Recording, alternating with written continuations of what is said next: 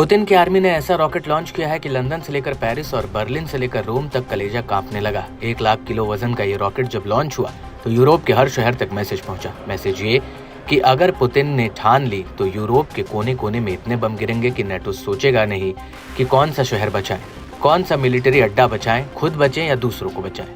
अब क्या है यूरोप पर परमाणु खतरा, इसे समझने के लिए पुतिन का लॉन्च पैड देखिए। ये रूस सोयूज रॉकेट है जिसे सैटेलाइट लॉन्च की जाती है। इस बार सोयूज को रशियन एरोस्पेस फोर्सेज ने लॉन्च किया है। इस फोर्स के पास पुतिन की परमाणु मिसाइलों की जिम्मेदारी है।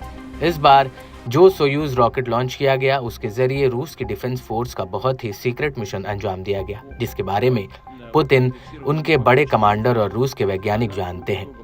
यूरोप के लिए सबसे डरावने वाला मुद्दा यह है कि पुतिन के सोयूज रॉकेट ने रूस के उसी लॉन्च पैड का इस्तेमाल किया जहां से अक्टूबर 2024 में Yars intercontinental ballistic missile test की थी, यानी वो मिसाइल जो 11,000 किलोमीटर तक मार करती है। ये है अरखानगेस्क लॉन्च पैड और डर है कि यही बन सकता है अब तीसरे विश्व युद्ध का लॉन्च पैड। जिससे यार्स मिसाइल लॉन्च की गई तो वो 30,000 किलोमीटर प्रति घंटे की रफ्तार से अपने यूरोप पर कहर मचाएगी।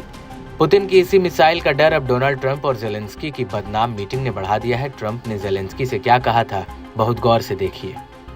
ट्रंप और जेलेंस्की की इसी मीटिंग के बाद पूरा यूरोप एक्टिव हो गया है। जेलेंस्की के साथ ओवल ऑफिस में जो कुछ हुआ, ट्रंप ने जेलेंस्की को जो कड़वे शब्द सुनाए, अब पूरा यूरोप उन शब्दों का बदला लेना चाहता है। जेलेंस्की के साथ यूक्रेन को बचाना तो वैसे बहाना है। पूरा यूरोप अब खुद को किसी तरह पुतिन के गुस्से से दूर रखना चाहता है। अब सवाल ये है कि यूरोप का एक और अहम देश इटली कैसे यूक्रेन को बचा सकता है। व्लादिमीर जेलेंस्की और जॉर्जिया मेलोनी की अलग से मुलाकात हुई है और इस मुलाकात में मेलोनी ने भी जेलेंस्की को गारंटी दी है। गारंटी इस बात की कि इटली यूक्रेन के साथ है और इटली ये साथ नहीं छोड़ेगा। मेलोनी ने इसका वादा किया है। पुतिन के परमाणु मिसाइल वाले खतरे से यूक्रेन से ज्यादा यूरोप घबराया हुआ है। मैक्रोन और मेलोनी यूक्रेन को डबल गारंटी दे रहे हैं, लेकिन अब सबका बड़ा एजेंडा यूरोप को बचाना है, क्योंकि डोनाल्ड ट्रंप ने यूक्रेन को बचाने की जिम्मेदारी से किनारा कर लिया है। अब पूरी जिम्मेदारी यूरोप की है, लेकिन सवाल यह है कि वो यूक्रेन के साथ साथ खुद को कैसे बचाए, क्योंकि रूस ने हमला किया तो अमेरिका साथ नहीं देगा और इस वक्त यूरोप में सिर्फ फ्रांस और ब्रिटेन के पास ही परमाणु बम है। क्या फ्रांस अब यूरोप के बाकी देशों में अपने परमाणु हथियार तैनात करेगा? इससे पहले ही रिपोर्ट आई थी कि फ्रांस अपने कुछ परमाणु हथियार जर्मनी में तैनात कर सकता है। इस वक्त पूरे यूरोप में हथियारों का उत्पादन तेज किए जाने पर बात हो रही है। यूक्रेन के साथ साथ यूरोप को बचाने वाला डर गहराता जा रहा है। यूरोप के हर देश को खतरा है।